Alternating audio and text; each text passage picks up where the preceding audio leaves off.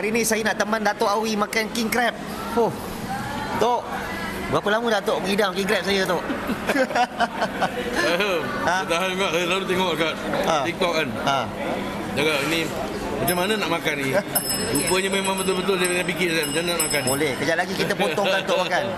Okey Tok, nasi lemak dulu. Macam mana pergi dia, Tok? Alhamdulillah, saya suka lemaknya nasi ni dengan dia tak apa orang cakap, tak terlalu lembik, terlalu keras. Dia in between dia. Yang ni sedap, senang nak makan. Okey Tok, itu tujuan utama dia makan king crab, dan tujuan yang kedua dia konsert Rockology. Tok, boleh cerita sikit konsert Rockology, Tok?